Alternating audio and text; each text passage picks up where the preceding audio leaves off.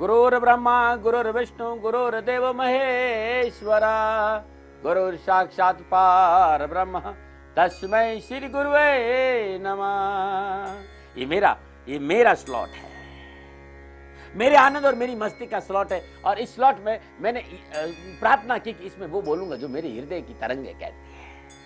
लेकिन एक बात जरूर कहना चाहता हूं, यदि इस स्लॉट पे आप अपनी आंखें गड़ा के रखे और जो मैं कह रहा हूं वो आप पी गए तो मेरा विश्वास करना दुख आपको छूना। अब दुख नहीं, अब पीड़ा नहीं, अब परेशानी नहीं। इस स्लॉट की ये क्षमता है कि आपके पास दर्द परेशानी और पीड़ा रहने नहीं देगा। बस टकटकी लगाए मेरी आंखों में देखते रहिए। किसी ने मुझे कहा, दाती महाराज सुख का कोई सूत्र बता दीजिए। सुखी रहने का सबसे सुंदर सूत्र है वर्तमान में जीना, न भविष्य न भूतकाल। वर्तमान में जो व्यक्ति रहता है वो हमेशा सुखी रहता है। जिसे भविष्य ने भूत की चिंता सता गई हो वो उलझ जाएगा। इसलिए भूत की चिंता, भूतकाल की चिंता छोड़ दे और जीवन का विस्तार करे, जीवन को उन्नत बनाए और कर्म करे। बिना भविष्य की चिंता किए वर्तमान में रहकर कर्म करना ही सुंदर विवेक कहलाता है। जो बीत गया जो बीत गया, उसे भूल जाने में सदा भलाई है।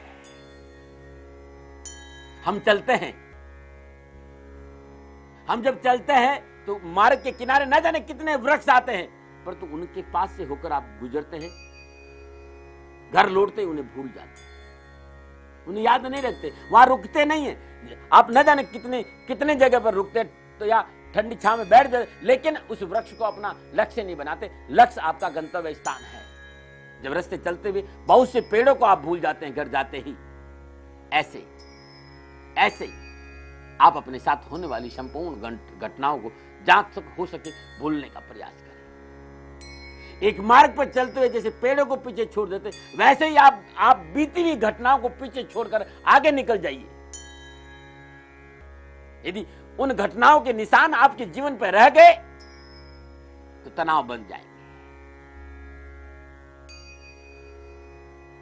और मनुष्य की संस्कृति यही कहती है कि आत्म संशोधन के लिए, आत्म उद्धार के लिए, जीवन के आनंद के लिए, जीवन के सुकून के लिए